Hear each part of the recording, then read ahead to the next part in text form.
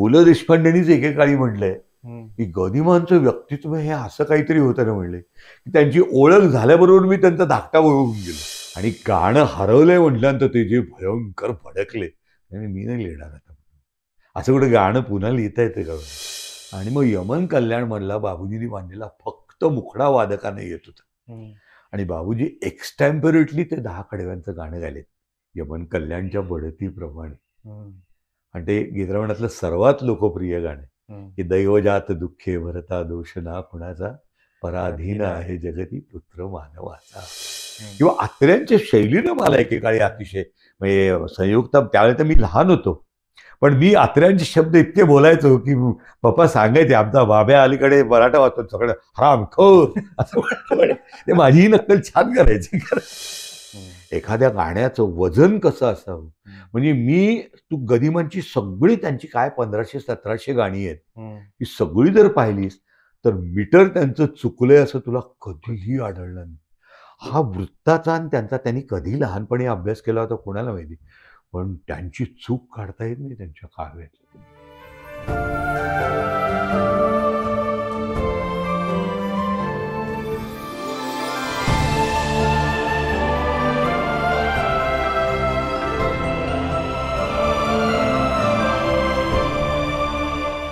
नमस्कार.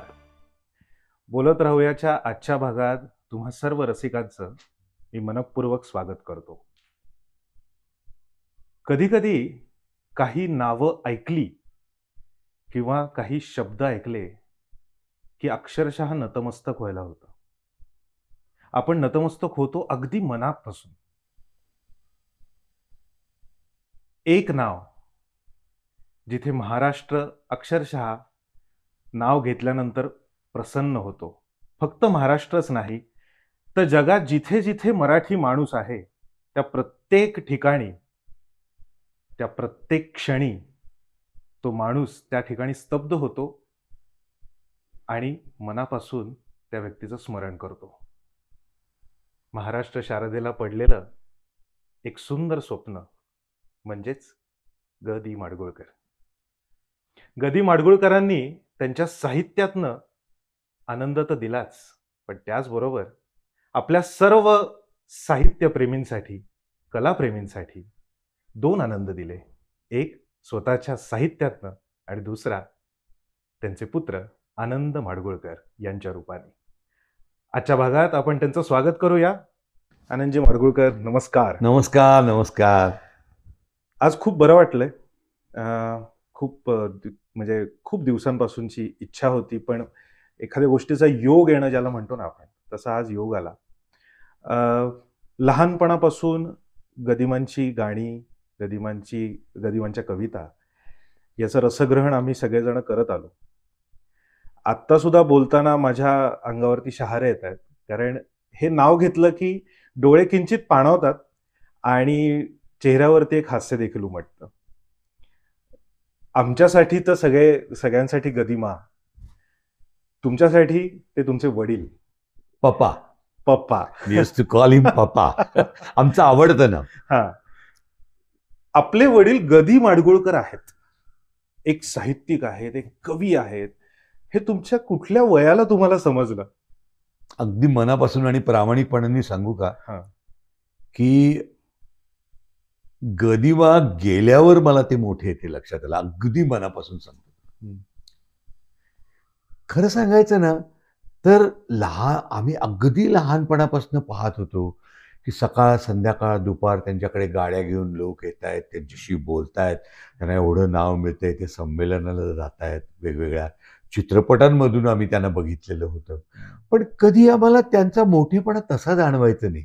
याचं कारण गदिमांची एक, मला असं वाटतं त्यांची एक विचारसरणी होती की त्यांनी आम्हाला तसं चित्रपटसृष्टीच्या आसपास फिरकून दिलं नाही. म्हणजे आजकाल जशी सेलिब्रिटींची पोरं ही जात असतात, ती वेगवेगळे समारंभ असतात, अमुक असतात, आम्हाला त्यांनी नाही नेलं कधी. म्हणजे कदाचित त्यांनी हेतुतः सुद्धा आम्हाला त्याच्यापासून बाजूला ठेवलं असेल.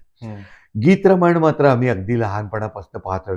तरी सुद्धा कॉलेजमध्ये असताना सुद्धा मला बरा आवाज आहे हे मला माहित होतं, पण गीतरमण म्हणावं असं मला कधीही वाटलं नाही. कॉलेजमध्ये असताना सुद्धा त्या काळची जी प्रचलित हिंदी गाणी त्या काळातली, आमच्या काळातली म्हणत राहिलो अमुक तमुक.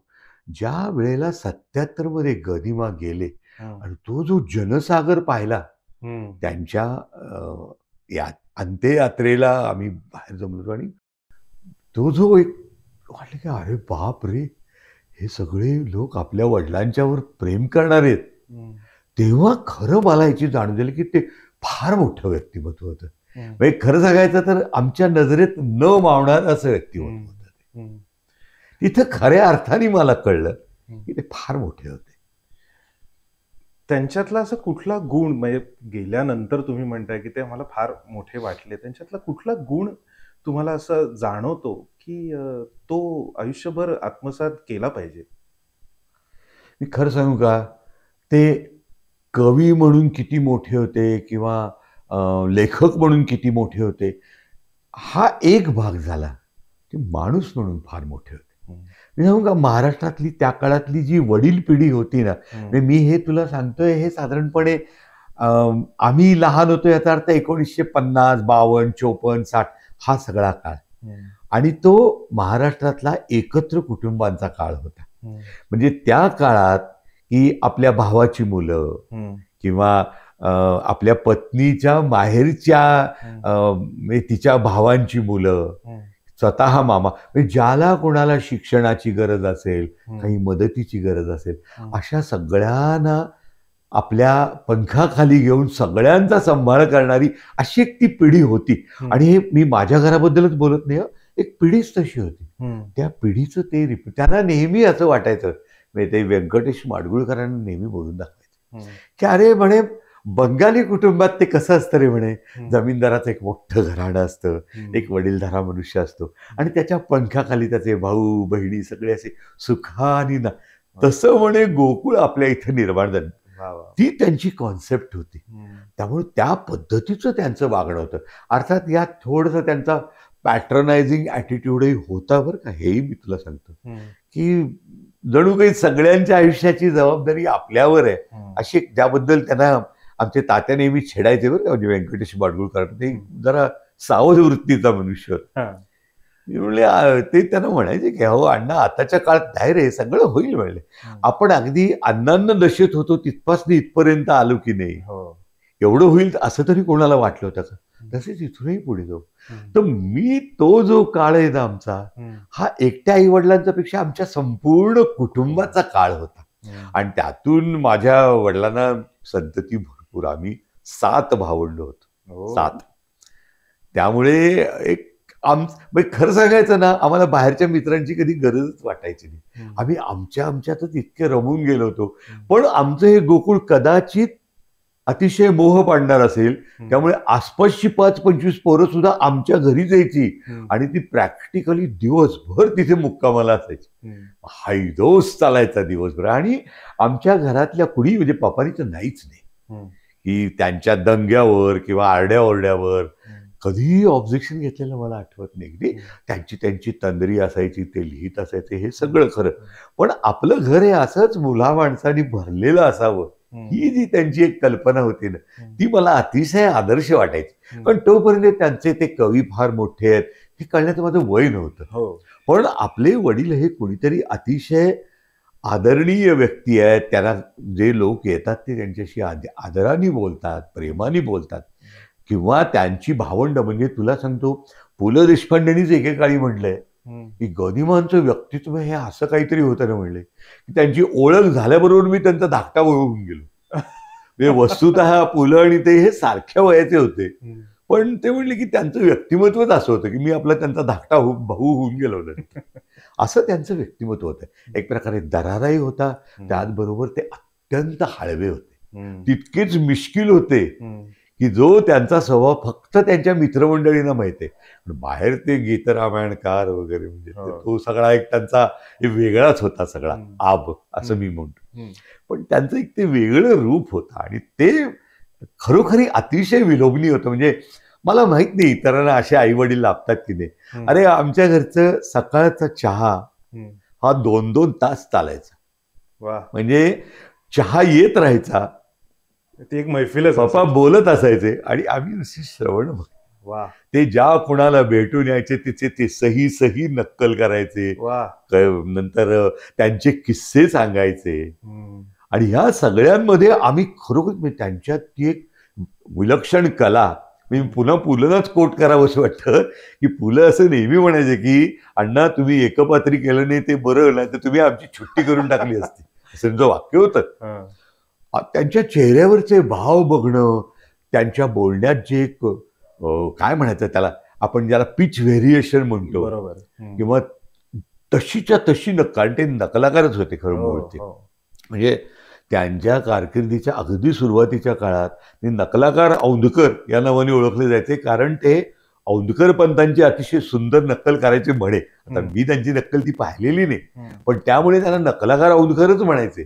त्यामुळे जी व्यक्ती त्यांच्या समोर असेल त्या व्यक्तीसारखं हुबेहूब, आणि नुसता आवाज नव्हे, मुद्रेवर त्यांचा तो भावही तसाच यायचा. त्यामुळे त्यांचं बोलणं ऐकायचं म्हणजे एक ट्रीट असायची रे आमच्याकडे. असं मी म्हणेन ना की तो रोजचा एक एकपात्री कार्यक्रम असायचा त्यांचा, आणि आम्ही श्रोते. हे सगळं म्हणजे तुम्ही आता सगळे 7 तुम्ही हो भावंड, हो हो. त्याच्यानंतर वडील एक कवी, साहित्यिक, एक कलाकार मनुष्य, ह्या सगळ्यांना बांधून ठेवणं हे घरातल्या आईचं फार मोठं योगदान असतं. अर्थात. तर तुमच्या आईचं आणि तुमच्या वडिलांचं नातं थोडंसं उलगडून सांगा, आणि तुमचं आणि आईचं पण कसं नातं होतं. सांगतो. खरं तर माझी आई आणि गदिमा त्या मनाने थोडेसे जास्त शिकलेले, ते मॅट्रिकमध्ये जाऊन तिथे अडखळून पडले. ही बिचारी त्या काळाच्या एकंदर ह्याच्याप्रमाणे 5वी 6वी वगैरे शिकलेली असे, पण तिला अतिशय गोड आवाज परमेश्वराने दिलेला होता. तुम्हाला सांगतो, म्हणजे आता माणिकबाईंचा तुम्ही तरुणपणीचा आवाज आठवा, तशा चढीचा आवाज होता. गळ्यातनं हरकती वगैरे जितक्या उत्तम निघायच्या. त्या काळात तिच्या 40पेक्षा जास्त HMVच्या रेकॉर्ड झालेल्या होत्या. बरं का. आणि गंमत म्हणजे की गदिमांची आणि तिची ओळख ही एक त्यांचे मित्र होते कोल्हापूरचे, सोळांकुरकर म्हणून, त्यांच्या क्लासवर झाली. तिथे हे कवी म्हणून त्या क्लाससाठी गाणी रचायला जात असत. म्हणजे त्या काळची कशी पद्धत होती, आताही आहे, हिंदी गाणं एखादं पॉप्युलर झालेलं असलं की त्याच चालीवर मराठी गाणं लिहायचं आणि ते रेकॉर्ड करून टाकायचं. अशी गाणी त्यांनी त्यावेळेला त्या मास्तरांच्या बरोबर बसून ते करत असत. तिथेही गाणं शिकायला यायची, रेकॉर्डिंगही करायला यायची. तिथं त्यांची पहिली ओळख, आणि तिथून ती वाढत गेली. आणि आई माझी एक वेगळीच, म्हणजे आता मी कोकणस्थांची स्तुती करतो असं समजू नका, अतिशय प्रोग्रेसिव्ह विचाराची ती पहिल्यापासून होती. त्या काळात तिनं लिहिलंय बरं का, आणि ती तेवढी धीट होती की दाण दाण पावलं वाजवत गदिमा त्या जिन्यावरून वर यायचे, आणि त्याच्याबरोबर एक म्हणे चिरपरिचित तसा सिगरेटचा वास यायचा, आणि तो वास मला आवडायचा, आजही आवडतो, असं ती आवर्जून म्हणायची. आणि मग त्यातून त्यांचा तो रोमॅन्स फुलत गेला सगळा. त्या काळात ते खरं सांगायचं तर इतकं असेल असं मला वाटत नाही. ते खरं सांगायचं तर आमच्या 7 जणांपैकी एकानंही लव्ह मॅरेज केलं नाही. म्हणजे माझे गदिमांचे मित्र गरा कामत, जे माझे लेखन गुरु पण होते, ते म्हणाले, काय रे लेखन तुम्ही, तुमच्या बापानी प्रेमविवाह केला, पण तुम्हाला नाही जमणार. नाही कसं आहे, ज्याचं त्याचं नशीब. पण त्या काळात त्यांचा प्रेमविवाह, आणि त्या काळात कोकणस्थ आणि देशस्थ यांच्यातला विवाह हे सुद्धा एक सेन्सेशन होतं बरं का. त्याच्यात त्यांनी ते केलं पण. आणि त्याचा एक दृश्य फायदा तुम्हाला सांगतो, सहज गंमत म्हणून.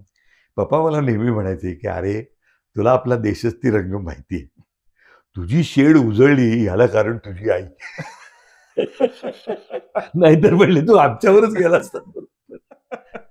असं होतं. आणि मग तिथून त्यांचं लग्न जमलं. पण मला ह्या बाबतीत नेहमी ललिता फडक्यांची आठवण येते. या दोघींच्यातलं एक गमतीशीर साम्य असं की लग्नाआधी दोघीही गात होत्या, लग्नानंतर दोघींनी त्यांचं गाणं जवळजवळ बंद केलं. ललिताबाई तरी बाबूजींकरता थोडंफार गात राहिल्या. विद्याताईंनी मात्र ठरवलं की आपला नवरा इतका मोठा आहे की त्याचा संसार आपण सांभाळलाय बरं. आणि एकदा तिनं ते सोडल्यानंतर तिनं पुन्हा मागे वळून गाण्याकडे पाहिलं नाही.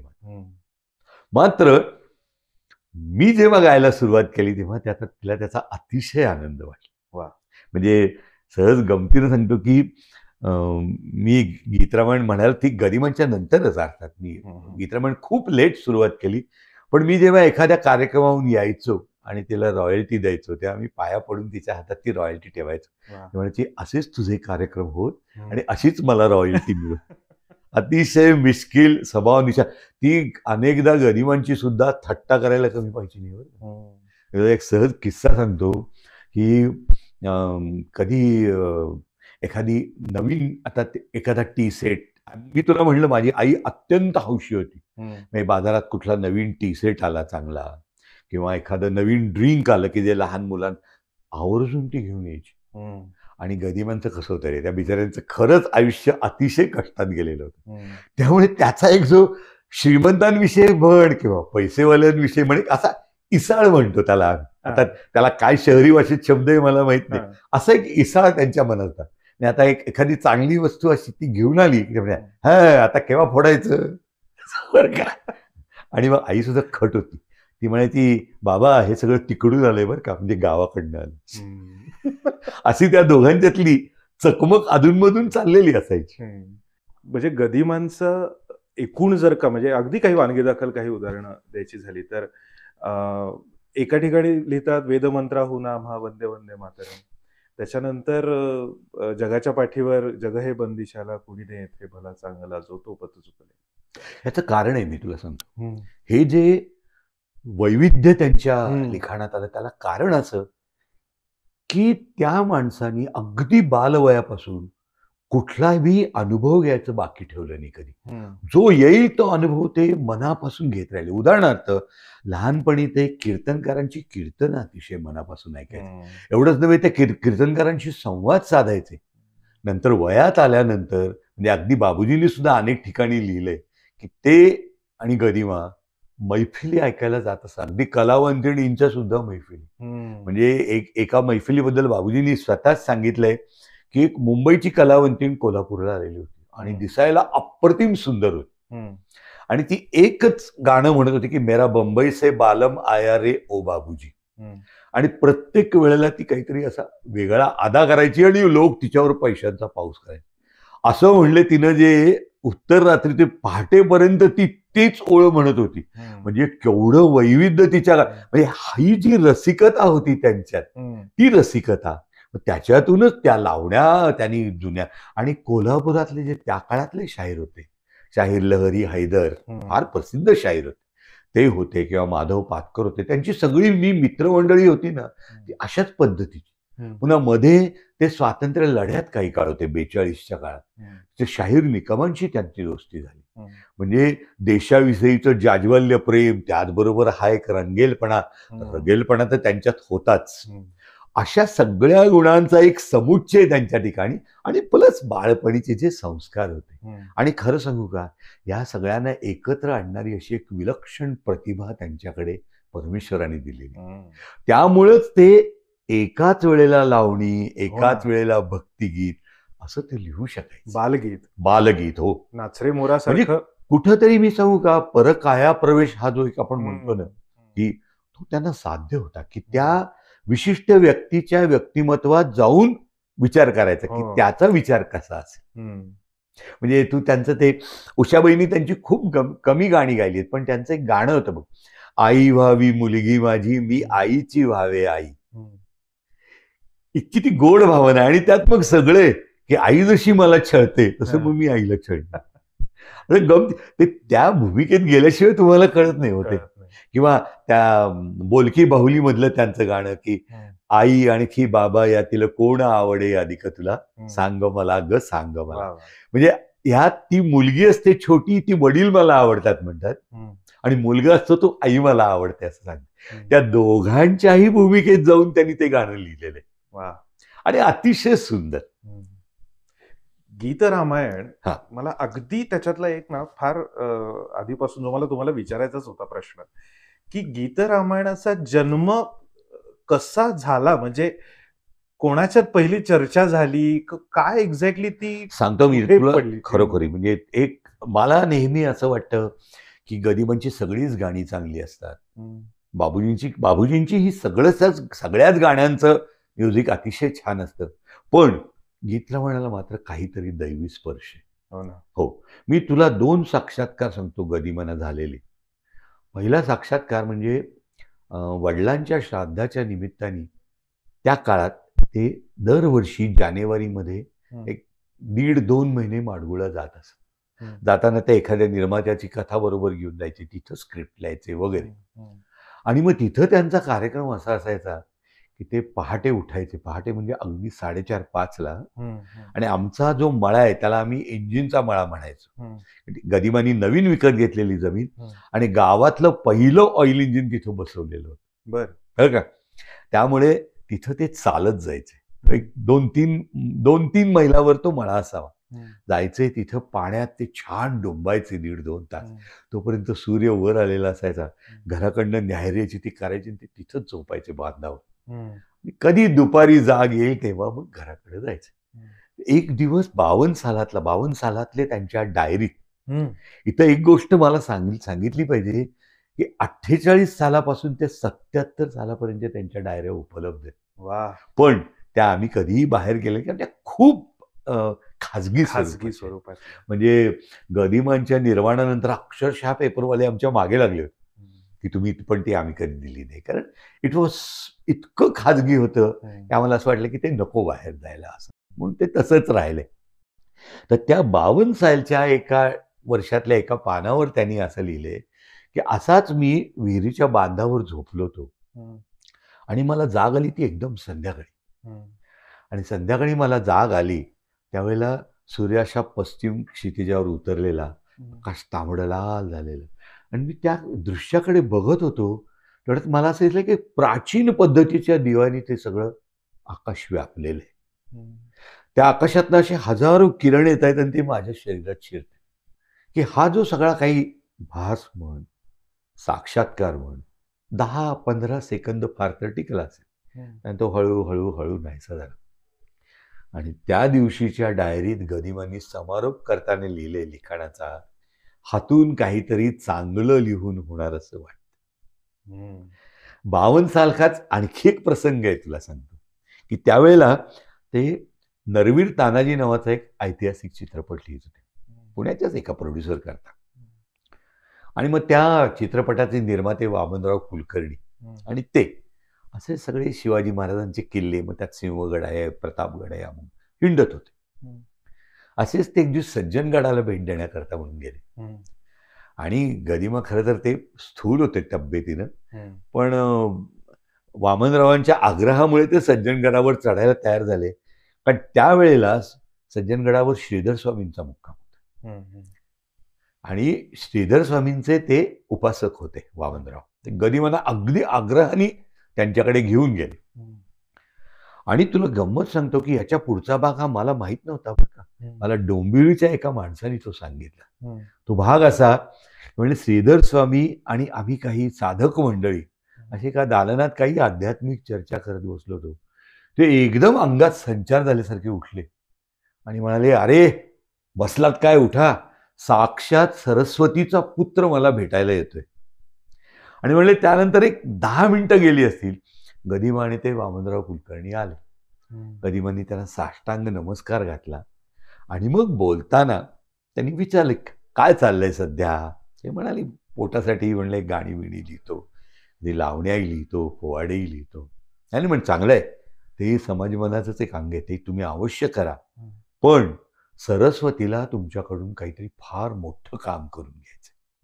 असं म्हणून त्यांनी गदिमांना त्यांची जीभ बाहेर काढायला सांगितली आणि स्वतःच्या लेखणीनं त्यांनी गदिमांच्या जिभेवर ओंकार कोरलाय. ही सुद्धा 52 सालातली गोष्ट आहे. आता बघ, या 2 गोष्टी घडल्यानंतर काहीतरी त्यांच्या मनात ते सुरू झालं असणार ना की आपल्याला सिनेमाची गाणी वगैरे ठीक आहे, सगळी चांगली लोक, काहीतरी वेगळं करायचं. आणि जसं म्हणतो ना, बोला फुलाला गाठ पडावी, तसे त्यांचे मित्र सीताकांत लाड, हेही सीताकांत लाडांबद्दल तुला माहित असेल, बालगंधर्वांना त्यांनी काही काळ सांभाळलेलं होतं त्यांच्या मुंबईच्या फ्लॅटमध्ये. अत्यंत रसिक मनुष्य, अत्यंत बहुश्रुत, म्हणजे आकाशवाणीकडे असे रेअर अधिकारी असतील कोणी, अशापैकी ते होते. साहित्याची उत्तम समज, ते त्यावेळेला पुण्यात होते.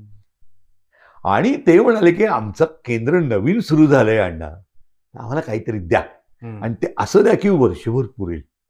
हम्म. म्हणजे नाही रे, मला एवढा वेळ नाही, एवढी सिनेमाची कामं येतात. नाही नाही, काहीतरी तुम्ही कराच आमच्याकरता.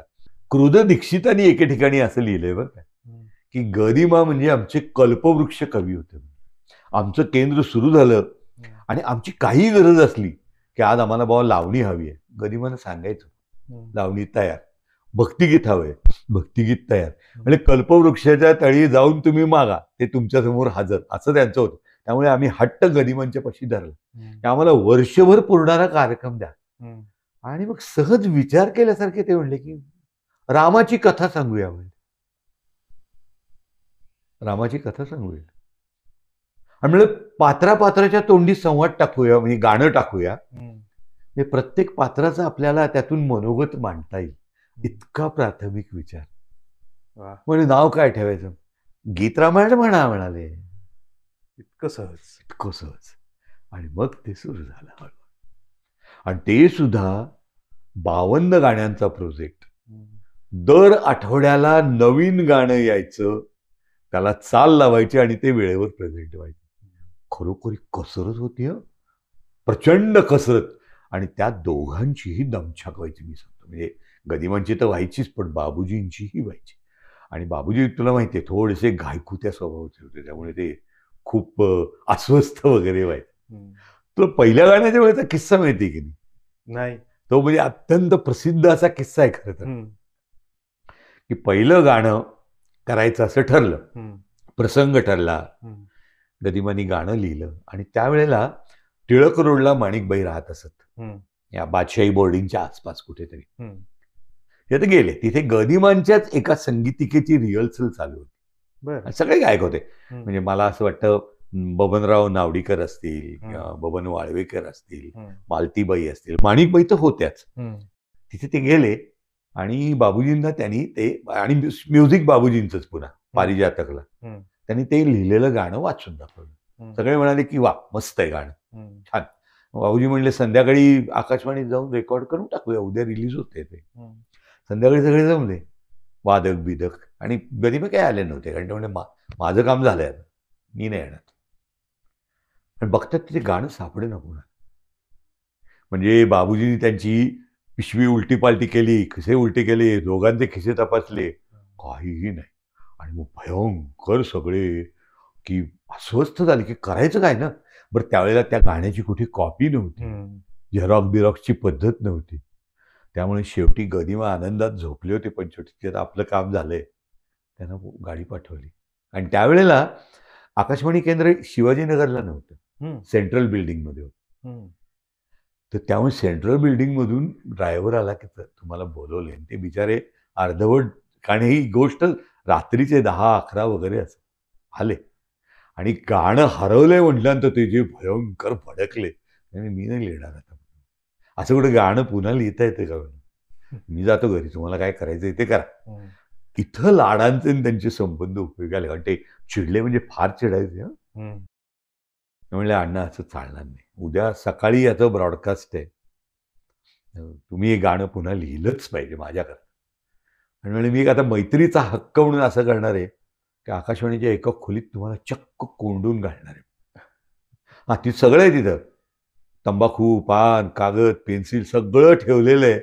चहा बिया हवा तर नुसती दारावर टकटक करा, येईल. गाणं लिहिल्याशिवाय बाहेर यायचं नाही. आणि बाहेर बाबूजी एवढे भयंकर, कारण त्यात मला असं, माझी कल्पना आहे, श्रीधरलाही बरं नव्हतं त्या दिवशी. त्याला काहीतरी, बाबूजींचा मुलगा, त्याला काहीतरी घटसर्प डिटेक्ट झाला होता आणि तेही अतिशय चिंतित. मधल्या काळात ते हॉस्पिटलमध्ये जाऊन वगैरे आले. पण लाडांनी नंतर एका लेखात त्यांच्या असं लिहिलंय की अक्षरशः 10-15 मिनिटात गदिमांनी आतून टकटक केलं आणि लाडांनी दरवाजा उघडला आणि त्यांच्या हातात पहिलं गाणं त्यांनी ठेवलं. आणि त्यांनी नंतर असं म्हटलंय की दुपारी माणिकबाईंच्या घरी ज्या गाण्याचं वाचन झालं, प्रॅक्टिकली शब्द तसं गाणं होतं ते. फक्त ज्योतीने तेजाची आरती ही एक ओळ मला त्यातली नवीन वाटली, बाकी सगळं गाणं तसं. अशा पद्धतीने गीतरामायण घडत गेले ते. आणि पहिल्या गाण्यानंतर जी त्याची लोकप्रियता उसळली, म्हणजे प्रभाकर जोगांनी सांगितले की त्यांच्या घरी रिहर्सल करायचे अनेकदा. हम्म. आपल्या भरतनाट्य मंदिराजवळ त्यांच्या भावाचं घर. खिडक्या होत्या उंच अशा, त्या खिडकीला लोंबकाळून लोक आत बघायचे की कशी रिहर्सल चालू चालू आहे. आहे. एवढी विलक्षण लोकप्रिय. हीच ती प्रतिभा. गीतरामायणाविषयी गप्पा मारताना एखाद दोन किस्स्यांपाशी थांबावं वाटत नाही खरं तर म्हणजे. खरं ते अरे दैवीच आहे रे ते. आणि एक रसिक म्हणून माझी ती जसं भूक जसं जाणते. आपण म्हणतो ना की देवाची स्तुती करताना आपण कधी थांबत नाही, हो. तसंच त्या काव्याविषयी आहे. अजून काही तुमच्याकडनं एक छान किस्सा आहे त्यांचा, तो थोडासा माहिती आहे लोकांना, पण खरं सांगू का, जसं रामायण अनेकदा वाचलं तरी तृप्ती होत नाही, तसे ते किस्से अनेकदा ऐकले तरी सुद्धा तृप्ती होत नाही. तुला माहिती, गदिमा आणि बाबूजी दोघंही त्या काळात अत्यंत बिझी होते. म्हणजे गदिमा एकेका वेळेला 3-3 चित्रपट लिहित एका वेळेला लिहित असत, आणि बाबूजी त्यांचं अनेक चित्रपटांचं म्युझिक वगैरे चालू होतं. त्यामुळे वेळेवर गाणं मिळणं हा बाबूजींच्या दृष्टीनं खरंच एक खूप समर प्रसंग असायचा. अनेकदा गदिमांच्याकडनं वेळेवर मिळायचं नाही, रेकॉर्डिंगची तारीख यायची, मग ते कधी प्रभाकर जोगांना पाठवायचे, आणि प्रभाकर जोग असे सायकलवरून, आमच्या बंगल्याचं अंगण खूप मोठं होतं त्यावेळेला, आत येताना दिसले की त्या गदिमाचा एक प्रसिद्ध निळा कोच होता, त्याच्यावर ते बसलेले असायचे. तर प्रभाकर जोग असे येताना दिसले की ते बैठकीतून ओरडायचे का, आला रे आला, रामाचा दूत आला. कारण बाबूजींचं नाव, मूळ नाव राम आहे ना त्यांचं, की आता गाणं द्यावंच लागणार. किंवा सीताकांत लाडाने एक छान प्रसंग सांगितले की कधी कधी असं व्हायचं की एवढं सगळं करून सुद्धा गाणं मिळायचं नाही. म्हणले मी स्वतः जायचो त्यांच्याकडे, ते बसलेले असायचे, मी आपले त्यांच्यासमोर बसून तंबाखू चोळ, तोंडात गोळणी धरून बैस, मग विद्याताई चहा घेऊन यायच्या, त्याही तिथं बसायच्या. थोड्या ते बैठक, अरे लिहितो ना बाबा, मला काय डोक्यावर का बसताय माझ्या, करतो मी काहीतरी. आणि मग ते वरच्या मजल्यावर त्यांची बैठकीची खोली, आणि म्हणजे आई माझी त्यांची बैठकीची खोली इतकी अप्रतिम सजवायची, म्हणजे आपण देवाची पूजा कशी मांडतो ना तशी. दोन्ही बाजूला शुभ्र लोड तक्के असलेल्या गाद्या, उदबत्तीचं हे तबक लावलेलं, फुलं ठेवलेली, आणि अति छान वातावरणात ते लिहायला सुरुवात करायची. ते जाऊन बसले वर, आणि मग थोड्या वेळाने ते आले, आणि ते त्यांची पद्धत होती की, लाड त्यांचे खूप चांगले मित्र होते, म्हणजे असा हातातला कागद उंचवायचे आणि लाड्या माड्या पाड्या हे गे गीत, आणि लाड असे घेतायत, आणि ते इकडे इकडचा कागद इकडे, इकडचा कागद इकडे, गंमत चालायची त्यांची नुसती. असं त्यांचं नेहमी चालायचं.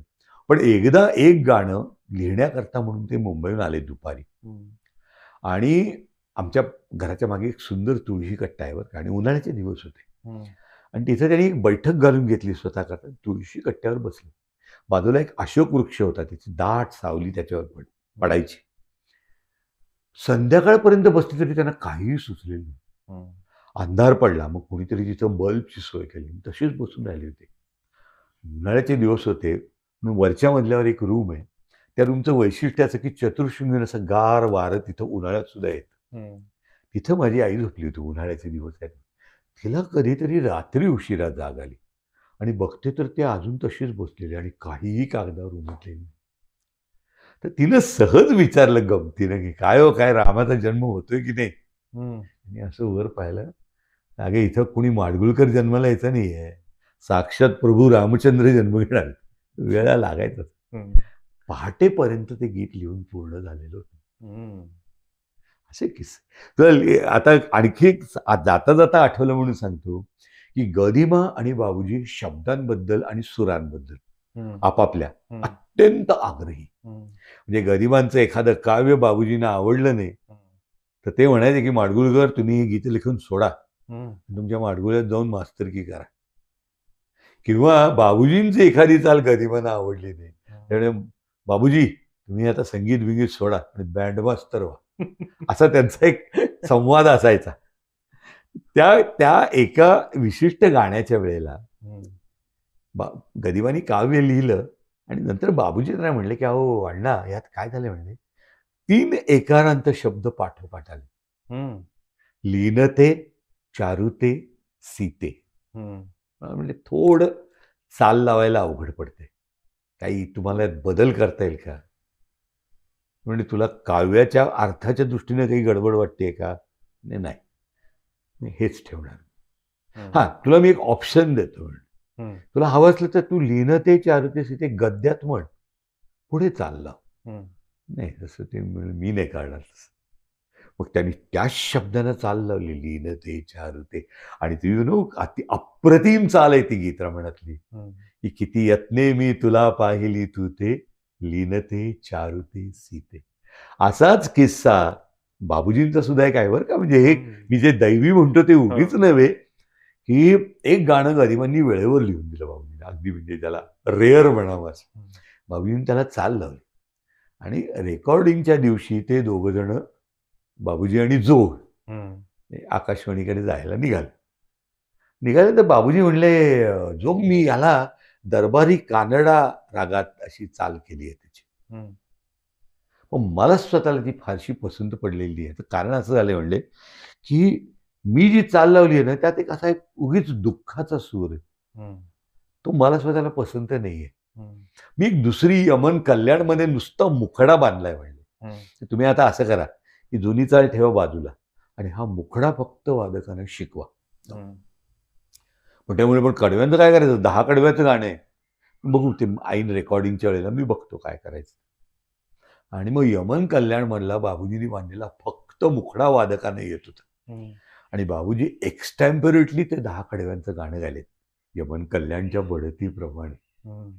आणि ते गीतरामायणातलं सर्वात लोकप्रिय गाणं, की दैवजात दुःखे भरता दोष ना कुणाचा, पराधीन आहे जगती पुत्र मानवाचा. गीतरामायणाबद्दल बोलावं तेवढं थोडं आहे. खरंच अगदी म्हणजे जेवढं ऐकावं, मला तर आता असं वाटतंय की आता फक्त ऐकत राहावं. हे जे रसग्रहण आहे, म्हणजे प्रेक्षकांनी त्यांच्या वकुबानुसार गीतरामायण ऍब्सॉर्ब करायचा प्रयत्न केला. कारण गीतरामायण हे फार मोठा अवकाश आहे. तुम्ही जेवढं ते शोधत राहाल तेवढं ते. आणि मी तर नेहमी म्हणतो की हा एक महासागर आहे, त्यात तुम्ही जितकी खोल बुडी माराल ना तितकी चांगली रत्न तुमच्या हातात येतात, अर्थाच्या दृष्टीनं, सुराच्या दृष्टीनं. खरंय, खरोखरीच फार मोठं काम करून गेले. हे जे रसग्रहण आहे हे तुम्ही म्हणजे तुमच्या वडिलांकडूनच तुम्हाला ते देणगी स्वरूपात आलेलं आहे की काय? कारण तुमचं सुद्धा लिखाण जर बघितलं तर ते सुद्धा सहज आहे. त्याच्यामध्ये कुठेही एक असा आव आणलेला नाहीये. की कारण कधी कधी होतं काय की खूप प्रतिभावंत पिता असल्यानंतर ते एक दडपण पण मनावरती असतं की आपण गदिमांचे पुत्र आहोत आणि समाज सुद्धा त्या अँगलनीच तुमच्याकडे बघत असतो. तर ही फार मोठी जबाबदारी असते. आणि त्या लिखाणातनं सुद्धा असं जाणवता कामा नये की अरे आपण गदिमांचे पुत्र आहोत म्हणल्यानंतर आपण त्याच एका अभिनिवेशाने लिहायला जाणं. तर ते तसं तुम्ही केलं नाही. तुमच्या लिखाणात ते सहजता आहे. त्या कारण सांगतो त्याचं, की गदिमांनी म्हणजे आता आमच्या घरात इतर भावंडांचं मी बोलणं बरोबर नाही, माझ्यापुरतं म्हणाल ना तर मी वाचन वेडा आहे. म्हणजे मी अगदी लहानपणापासून काय वाटेल ते वाचत राहिलेलो आहे. म्हणजे माझ्या वाचनाला काहीही शिस्त नव्हती. आणि मला आठवतंय की पप्पा मला नेहमी म्हणायचे की अरे काय वाटेल ते वाच रे म्हणे, हे तुझं वय असं आहे ना की या वयात म्हणजे तरुण असताना माणसांनी दगड सुद्धा पचवले पाहिजेत, असं त्यांचं म्हणणं होतं. त्यांनी मला काहीही वाचायला कधीही प्रतिबंध केला नाही. म्हणजे फ्रान्झ काफ्काची पुस्तकंही मी वाचायचो, मी डॉस्तोव्स्कीची वाचायचो, मराठी लेखक तर वाचायचो. पण पुराणं सुद्धा मी वाचून काढली सगळी उगीच. म्हणजे मला त्याच्यापासून माझ्या अभ्यासक्रमाचा याच्याशी काहीही संबंध नव्हता, पण मी मॅड होतो त्यात, असं मी म्हणतो. वाचत राहिलो. मग त्या काळात तुला माहिती का, आमच्या काळात भालचंद्र नेमाडे सगळ्यांचं म्हणजे आदर्श होता अगदी. तो जो बिनधास्तपणा त्यांच्या एक लेखनात होता, त्यांनी मी मोहून गेलो होतो खरं तर. किंवा आत्र्यांच्या शैलीनं मला एकेकाळी अतिशय म्हणजे संयुक्त, त्यावेळेला तर मी लहान होतो, पण मी आत्र्यांचे शब्द इतके बोलायचो की पप्पा सांगायचे आमचा बाब्या अलीकडे मराठा वाचतो सगळं हरामखोर असं. ते माझीही नक्कल छान करायची. तर जे काही असेल त्याचा माझ्यावर छान परिणाम व्हायचा. त्यामुळे मला असं वाटतं की वेडं वाकडं चांगलं असं खूप वाचल्यामुळे कदाचित एक बिनधास्तपणा माझ्या लेखनात आलाय.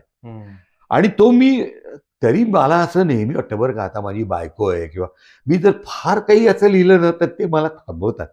वस्तुतः आम्ही तेवढ्यावर थांबणारा माणूस नाहीये. पण आता कसं आहे ना, आता वाटतं की जाऊ दे ना, काही गोष्टी कशाला बोला. पण खरं तर मी वृत्तीनं अतिशय बिनधास्त माणूस आहे.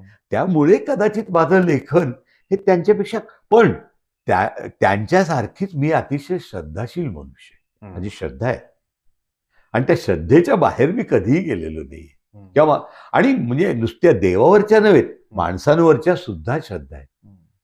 त्यामुळे मी त्या श्रद्धांच्या चौकटीबाहेर कधी जात नाही. असं काहीतरी एक चमत्कारिक रसायन आहे आणि त्यातून ती कदाचित शैली निर्माण झाली असेल. त्या श्रद्धास्थानापैकी पंचवटी हे तुमचं आहे ना. फार मोठं पंचवटी तर मी तुला सांगू का, म्हणजे तिथल्या दगडादगडाशी, तिथल्या प्रत्येक वस्तूशी माझं नातं आहे रे काहीतरी. आणि अगदी मी म्हणतो ना की अगदी एखादा आत्मा जसा घराचा कानाकोपरा धुंडाळून काढतो ना नंतरच्या काळात, कधी माहित नाही, तसं मी पंचवटी पाहिलेलं आहे. आणि इतके प्रसंग, छोटे मोठे छोटे मोठे. एकदा तुला गंमत सांगतो, पप्पानी आम्हाला इतकं मारलं होतं धरून, आणि त्यावेळेला यशवंत कवी घरी येणार होते, मला आठवतंय. आणि अजूनही तो फोटो त्या पुस्तकात आहे. काय आम्हाला कुठून तरी सूट शिवलेले होते तिघाला, आणि असे सूट बीट घातलेले आणि रडवे चेहरे. असं ते एक ताबडतोब छायाचित्र घेतलेलं होतं त्याच्या पाठोपाठ. इतके छोटे मोठे प्रसंग आहेत रे खरं. तेच माझ्या मते ह्या पुस्तकामध्ये तुम्ही सगळं, कारण हे नुकतंच प्रकाशित झालं. हे जे पुस्तक आहे ना, ही गदिमांची पंचवटी, आणि आम्ही हे गदिमांच्या प्रसिद्धीच्या वलयापासनं त्यांच्या कलागुणां पूर्ण वेगळे. एक माणूस म्हणून, एक बाप म्हणून ते संतापी तर होतेच. त्यात आहेत अनेक प्रसंग आहेत त्यात तसे. म्हणजे माझा भाऊ एकदा त्यांना घाबरून नेमिनाथ उपाध्यायांच्याकडे आउट हाऊस मध्ये लपून बसला होता. तो आल्यावर त्याने आठवणीनं त्याला मारलं. He was like that. पण त्याच्याबरोबरच त्यांचा मिश्किलपणा, दुसऱ्याला सांभाळून घेण्याची पद्धत. तुला गंमत सांगतो एक, म्हणजे आता माझ्याच तरुणपणचा तो प्रसंग आहे की मी एका परीक्षेत फेल झालो होतो कुठल्या तरी, आणि खूप मग नॅचरली नापास झाल्यानंतर माणसाला वाईट तर वाटतंच ना, तसं मलाही वाटत होतं. आणि पप्पा मला बोललेही एकदा त्याच्यावर की, त्यामुळे मग मी फारच आबोल वगैरे झालो होतो. तर ते 2 दिवसांनी मला म्हणजे, चल बाबा आज आपण पिक्चरला जाऊया म्हणून. गंमत म्हणजे मी आधी जेवढा त्यांच्यापासून लांब होतो ना लहानपणी, तेवढाच मी त्यांच्या शेवटी जवळ गेलो. किंबहुना मी त्यांच्यावर जो लेख लिहिला हाऊसमध्ये पहिला, ते गेल्यानंतर त्याचं नावच आहे की त्यांच्या मनाचा तळ मला दिसला, असं मी त्याच्यात म्हटलं. की मी त्यांचा खरं तर तितकासा आवडता मुलगा नव्हतो. मी नावडता मुलगा होतो असं नाही म्हणणार, आवडता मुलगा नव्हतो, कारण मला अभ्यासात गती नव्हती, खेळात गती नव्हती. आणि मुळात मी अतिशय आळशी, धांदरट वगैरे असे सर्व गुण माझ्यात आहेत. त्यामुळे कदाचित मी त्यांचा आवडता नसावं, पण मी त्यांच्या मनाजवळ जात गेलो हळूहळू. आणि मी असं अभिमानाने म्हणेन की मी सगळ्यात जवळ होतो त्यांच्या. वा. आणि ते भाग्य मला लाभ. असं सगळं आहे. हे रसग्रहण करता करता तो गाता गळा तुमचा कुठून? तो सांगतो, तो मला माझ्या आईकडून मिळालाय.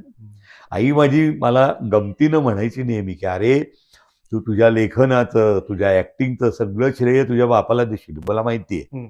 त्यांची प्रतिभा, लेखन, त्यांचं ऍक्टिंग अमुक तमुक, पण गळा मात्र तुला मीच दिलेला आहे. आणि याला तुला, कारण म्हणले तुमच्या वडिलांकडच्या लोकांना, सगळ्या लोकांचं गाणं हे आमचं प्रसिद्ध होतं की ते बाबूजी, का पुलंचीच कॉमेंट आहे मला वाटतं, की गदिमा नेहमी रेकॉर्डिंग आल्यानंतर एखादं गाणं जेव्हा गुणगुणून दाखवायचे, त्या विद्याताईंना असं प्रश्न पडायचा की बाबूजी सगळ्या गाण्यांना एकच चालका लावतात. अशी त्यांची साधारणपणे सुराची. पण त्यांना एक सांगतो, अलॉंग विथ दॅट वजनाची समज त्यांना अतिशय चांगली होती. एखाद्या गाण्याचं वजन कसं असावं. म्हणजे तू गदिमांची सगळी, त्यांची काय 1500-1700 गाणी आहेत, ही सगळी जर पाहिलीस तर मीटर त्यांचं चुकलंय असं तुला कधीही आढळणार नाही. हा वृत्ताचा आणि त्यांनी कधी लहानपणी अभ्यास केला होता कोणाला माहिती, पण त्यांची चूक काढता येत नाही त्यांच्या काव्यात. एक तर मी तुला सांगतो, आता ते गाणं सुद्धा कोणाला आठवत नसेल, आधी कळस मग पायामध्ये नावाचा चित्रपट होता त्यांचा एक. त्याच्यात त्यांनी एक गाणं लिहिलं होतं की आवरून आचवे राजसा तुझ्या सवे आज भांडणार मी. बरं का? आता भांडणार हा शब्द आहे. या शब्दाला जुळणारे शब्द त्यांनी सर्व कडव्यानं शोधून काढले होते आणि ते अतिशय चपखल बसणारे. मला वाटतं यशवंत देवच म्हणायचे ना की पतिव्रतेच्या गळ्यात धोंडा हा शब्द म्हणलं अक्षरशः धोंड्यासारखा बसला म्हणलं. तुम्ही हलवा म्हटलं तर हलवता येत नाही. आता धोंडा हा शब्द किती भयानक आहे खरं. पण त्यांनी तो बसवला तरी आणि ते करायचे हो, त्यांच्यात ती होती ताकद. या सगळ्या रसग्रहणाबरोबरच हो. आता युट्यूबच्या माध्यमातून सुद्धा तुम्ही एक वेगळा उपक्रम तुमच्या चॅनलच्या हो. माध्यमातून राबवलेला आहे. तर त्याविषयी सांगतो तुला, त्याला सुद्धा एक गमतीशीर किस्सा असा आहे की मी 30-35 वर्ष जवळजवळ अनुभूतपटाच्या क्षेत्रात होतो. 50 एक अनुभूतपट तरी केली असतील. त्या निमित्ताने मग सारखं मुंबईला जावं लागायचं, कारण मी बरेचसे शासनाचे अनुभूतपट करीत असे. एकदा मला डेक्कन क्वीन मध्ये माझ्या शेजारी एक गृहस्थ येऊन बसले आणि आता माडगुळकर हे नाव ऐकल्याबरोबर अर्थातच गाडी आमची गदिमांच्यावरून ठेपली. ते अगदी म्हणजे 90 सालातली किंवा त्याच्या पुढे 2000 नंतरची गोष्ट असेल. गप्पा सुरू झाल्या आणि मग आव्यात आम्ही दादरपर्यंत बडबडत दोघेही छानपैकी आलो. दादरला उतरताना ते गृहस्थ मला म्हणले, माडगुळकर एक गोष्ट तुम्हाला सांगू का? म्हणजे मी धर्मानी मुसलमान आहे म्हणले. बरं. मी भिवंडीला एका कॉलेजमध्ये मराठी शिकवतो आणि जाता जाता मला तुम्हाला एकच गोष्ट सांगायची, तुम्ही गदिमांच्या बरोबरचे जे क्षण आत्ता आपल्या या छोट्याशा प्रवासात जिवंत केले ते तुमच्या बरोबर घेऊन जायचा तुम्हाला अधिकार नाहीये. ते तुम्ही महाराष्ट्रातल्या जनतेबरोबर वाटले पाहिजेत सगळे, कारण ही आता आमची संपत्ती आहे म्हणा. बरोबर. तुम्ही बरोबर नाही घेऊन जायचं. तिथं माझ्या मनात पहिल्यांदा चक्र फिरायला लागलं की अरे, आपण जे नेहमी बोलताना किंवा लिहितो सुद्धा अनेकदा, पण तरी ते एकत्र कुठेतरी व्यवस्थित आले पाहिजेत त्यांचे किस्से. कारण खरोखर असे असंख्य किस्से मला आठवत होते आणि म्हणून मग मी माझं एक युट्यूब चॅनल सुरू केलं आणि त्याच्यावर मग मी काय केलं की गदिमांचे विनोदी, दुःखद असे अनेक प्रकारचे किस्से, त्यांच्या उमेदवारीच्या काळातले, एस्टॅब्लिश झाल्यानंतरच्या काळातले, त्यांच्या अखेरच्या काळातले, इव्हन त्यांचं जे अतिशय गंभीर असं शेवटी शस्त्रक्रिया झाली होती त्यावेळेचे, असे सगळे किस्से मी एका पाठोपाठ दर आठवड्याला एक या पद्धतीनं सांगत गेलो. असे जवळजवळ 100-125 किस्से मी सांगितल्यानंतर एक प्रकारचं सॅच्युरेशन आलं. मग मी ठरलं की आपण त्यांचं आत्मचरित्र वाचूया. मग मी त्यांचं वाटेवरल्या सावल्या नावाचं अतिशय सुंदर आत्मचरित्र आहे त्यांचं, ते मी वाचायला सुरुवात केली. मग ते मी संपूर्ण त्याच्यावर पार्ट बाय पार्ट असं वाचलं आणि सध्या मी त्यांचं तुलसी रामायण, की जे त्यांनी गद्य रूपात लिहिलं होतं, गद्य आहे बरं का ते, तुलसीदासांनी जे काही लिहिलं त्याचं गद्य मराठी भाषांतर आहे, ते मी सध्या बाय पार्ट वाचतोय आणि खूप काही आणखी वाचायची इच्छा आहे त्याच्यावर, की हळूहळू जमेल तसं, जमेल त्या पद्धतीनं. अर्थात मी आणखी एक केलं त्याचबरोबर स्टोरी टेल नावाचा एक पॉडकास्ट मीडियम आहे, त्याच्यावर मी गदिमांच्या जवळजवळ 40 कथा पॉडकास्ट केलेल्या आहेत तिथे आणि चांगल्या पद्धतीनं लोक ऐकतायत. त्या काही त्यातल्या दीर्घकथा आहेत. कित्येकदा मी त्याच्याबद्दल कॉमेंट करताना ह्याच्यावरून कुठल्या चित्रपटाची निर्मिती झाली, कारण गदिमांच्या बऱ्याचशा कथांवरून चित्रपटही झालेले आहेत, कारण त्यांची कथाच मुळात अतिशय सिनेमॅटिक पद्धतीचे, तेही त्याच्यात मांडलेले. अशा तऱ्हेचे मी हे 2 चॅनल चालवतोय आणि त्याला अतिशय उत्तम प्रतिसाद मिळतो. मग दरवर्षी आमच्या गदिमा प्रतिष्ठानचा कार्यक्रम होतो, तोही मी त्याच्यावरनं रिले करतो किंवा माझे अनेक ठिकाणी कार्यक्रम होत असतात. आता माझे सुद्धा मी सांगू तुला, गीत रामायणाचे तर मी कार्यक्रम करतोच. आत्तापर्यंत माझे जवळपास 1000च्या आसपास कार्यक्रम, म्हणजे ऑस्ट्रेलिया, अमेरिका, आफ्रिका, गल्फ सगळीकडे मी जाऊन आलोय. भारतातले जवळपास सगळे प्रांत त्याच्यातही मी फिरून आलोय. सगळीकडे मी मनसोक्त गीत, अर्थात मी असं कधीही क्लेम करणार नाही ती मंडळी ती, पण म्हणतो ना आपण आपल्या पद्धतीनं आपण ऍक्टिव्हिटी चालू ठेवावी, अशी मी चालू ठेवतो. आणि त्यावर मी सध्या आणखी एक कार्यक्रम करतो की गदिमायन, त्याचं मी नाव, मग गदिमांची आरतीच आहे. तुला एक सहज किस्सा सांगतो बरं का. या गदिमायन म्हणजे हे थोडंसं गदिमांची पूजा मानल्यासारखं दिसतं. एकदा अमेरिकेत मी गदिमायन म्हणत होतो बरं का, न्यू जर्सीला. एक डॉक्टरीण बाई माझी ओळख करून द्यायला म्हणून उठल्या. त्या तिथं आल्या आणि त्यांनी पहिलंच वाक्य असं काही टाकलं एकदम. त्या म्हणल्या, रामदासांनी म्हटलेलं आहे की सांगे वडिलांची कीर्ती तो एक मूर्ख. आपण अशी अपेक्षा करूया की आनंदजींचं तसं काही नसेल. त्यामुळे मला अर्थातच उत्तर देणं भाग आलं त्याला. मी म्हटलं हो बरोबर आहे, म्हणजे सांगे वडिलांची कीर्ती तो एक मूर्ख आहे मलाही माहिती आहे, पण त्यामुळे तुम्ही कुशलवाला काय म्हणाल म्हणजे. त्यांनी रामांचं चरित्रच गायलं. बरोबर, अगदी. शेवटी या ओढी या तारतम्याने घेतल्या पाहिजेत. आणि माझ्यापुरतं मला विचाराल ना तर प्रभू श्रीरामा इतकेच मला माझे वडील हे मोठे वाटतात. वा वा. त्यामुळे त्यांच्याबद्दल सांगणं, त्यांच्याबद्दल गाणं, त्यांची काव्य गाणं हा माझ्या जीवनाचा मी असं म्हणतो की हा ध्यासही आणि हेच मला आयुष्यभर करावंसं वाटतं. करत आलोय रादर मी वेगवेगळ्या माध्यमातून. कधी लिखाणातून केलं असेल, कधी गाण्यातून केलं असेल, कधी माझ्या बोलण्यातून झालं असेल. मी एक अलीकडे आता म्हणजे अगदी अखेरचा किस्सा एक त्यांचा गमतीशीर सांगायचा मला असं वाटतं, माझ्या मनात आहे की सांगावा, की गदिमांच्या निर्वाणानंतर मी एका चित्रपटातही काम केलं होतं, देवकी नंदन गोपाला म्हणून. फार मोठं काम होतं, डॉक्टर लागूंच्या बरोबर. आणि तेव्हा माझ्या डोक्यात होतं की आपण सिनेमा नटवायचं वगैरे. ते इव्हेंच्युअली झालं नाही. त्याच्यानंतर मला एक दिवशी बाळ कोलटकरांचा फोन आला बरं का, मुंबईहून. आणि ते म्हणाले की अरे आनंद, तुला ऍक्टिंगची आवड आहे असं मला अण्णा म्हणत होते. म्हणजे की हो आहे. म्हणजे मी एक नवीन नाटक करतोय, विद्या विनयेन शोभते या नवसाचं. तुला आवडेल का काम करायला? म्हणलं का नाही आवडणार, मग ये माझ्याकडे. म्हणलं दुसऱ्या दिवशी मी त्यांच्या घरी गेलो. तिथे वरळीला आदर्श नगरमध्ये कुठेतरी त्यांचा फ्लॅट होता. मग सगळी नाटकातली मंडळी जमली होती. एका अंकाचं वाचन बिचन झालं आणि मग सगळी जेवायला मंडळी आपापल्या घरी निघून गेली. मी आणि बाळासाहेब आम्ही जेवायला बसलो. जेवता ते म्हणाले, अरे तू गीतरमण म्हणायला लागलास अलीकडं असं मला कळलं. म्हणलं हो खरंय, मला ऐकव ना काहीतरी म्हणले. मग त्यांचाच हार्मोनियम बाजूला होता, तो मी ओढला आणि पराधीना आहे जगती मी म्हणायला सुरुवात केली. बरं मी म्हणायला सुरुवात केल्याबरोबर त्यांच्या डोळ्यात अक्षरशः गळा गळा गळा पाणी आलं. इतकं की मी आकवड झालो ते बघून, खरं सांगायचं तर. आणि मी आकवड झालो हे त्यांनाही कळलं बरं का. आणि ते अगदी डोळ्यातले अश्रू सुद्धा पुसायचा प्रयत्न न करता मला हसून म्हणाले की अरे की तुझ्या गाण्याला दाद आहे असं समजू नकोस बरं का, तुझ्या खिडकीतून मी अण्णांना पाहतो. वा वा वा. मला काय वाटतं की अरे हे आम्ही करतो सगळं, मी करतो, आता श्रीधर करतो, श्रीधर फडके, आम्ही करतोय आमच्या परीनं. आम्हाला माहिती की ती माणसं फार मोठी होती, पण आमच्या खिडकीतून निदान त्यांचं तुम्हाला पुसटचं तरी दर्शन व्हावं ही आमची इच्छा आहे.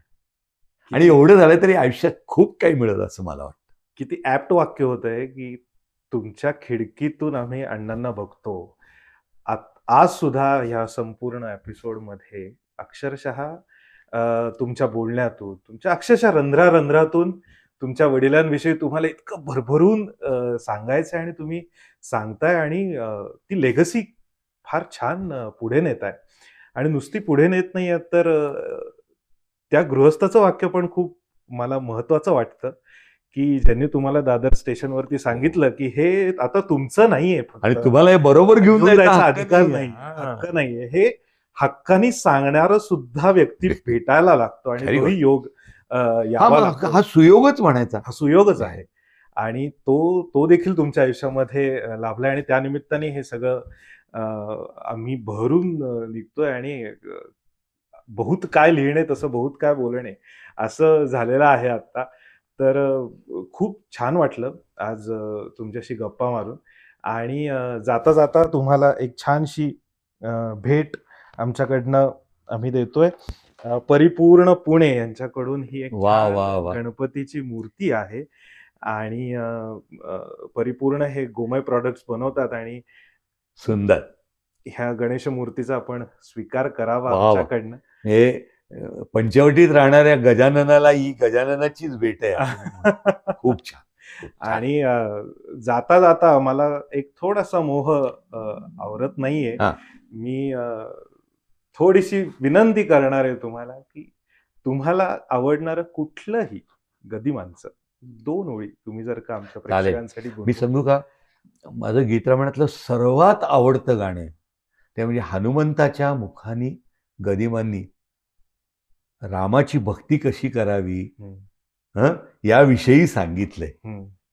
ते गाणं माझं सर्वात आवडतं. म्हणजे पराधीना आहे जगात मी सांगू का, प्रत्येक गाणं गीतरामायणातलं म्हणजे एक हिरा आहे.